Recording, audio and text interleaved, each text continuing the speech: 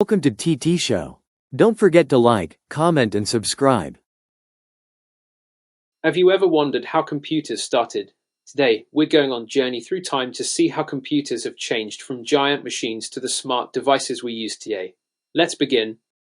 Let's go back to the 1940s when computers were nothing like the ones we use today. The first generation of computers used vacuum tubes, which were large glass tubes that controlled electricity. But these computers were huge, some as big as an entire room. One of the first was called ENIAC, built in 1946. It weighed around 30 tons and had 18,000 vacuum tubes, which made it very slow and very hot. These computers used punch cards to store information, and they needed a lot of power. Even though they were slow, they were a big step toward modern computers. Next, second generation 1950s. Transistor computers. In the 1950s, computers became smaller, faster, and more reliable thanks to a big invention: transistors. Transistors replaced the bulky vacuum tubes, making computers use less power and generate less heat. This meant they could run longer without breaking down. One of the first transistor computers was the ENIAC, built in 1951. It was used by businesses and even helped predict US presidential election. By the late 1950s, computers were being used in offices, banks, and universities, making them more important than ever. Third generation computers.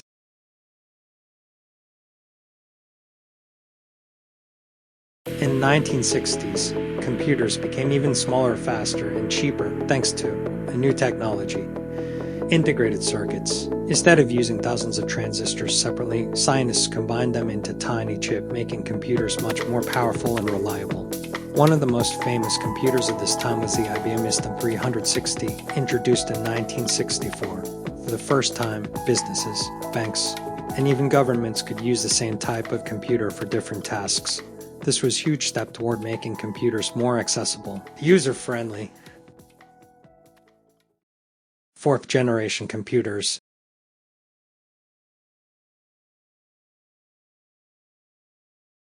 The 1970s were a game changer for computers. A new invention called the microprocessor made it possible to fit all the important parts of a computer onto a single tiny chip. This made computers smaller, cheaper, and more powerful than ever before. For the first time, people could own personal computers, PCs, at home. In 1975, the IBM 5100 was released, and in 1976, two young inventors, Steve Jobs and Steve Wozniak, introduced the Apple I.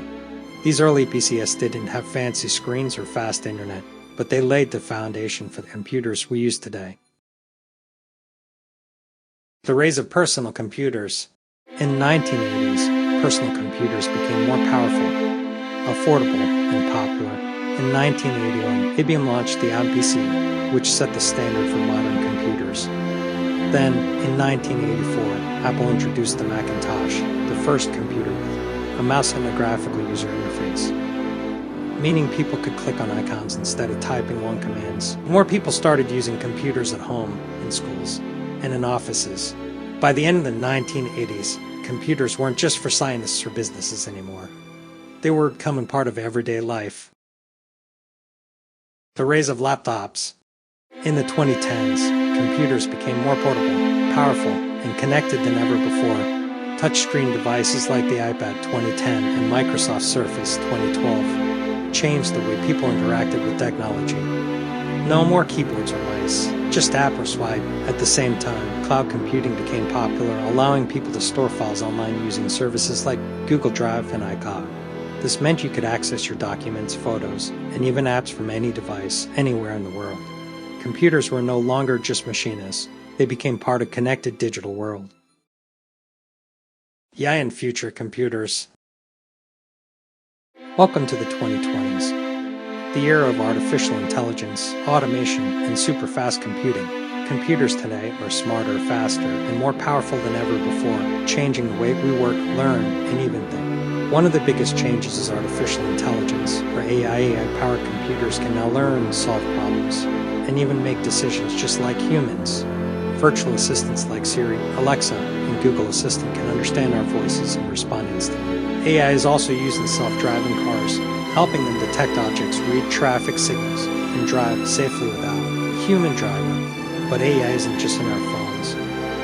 It's in robots too. Robots powered by AI are used in factories, hospitals, and even space exploration.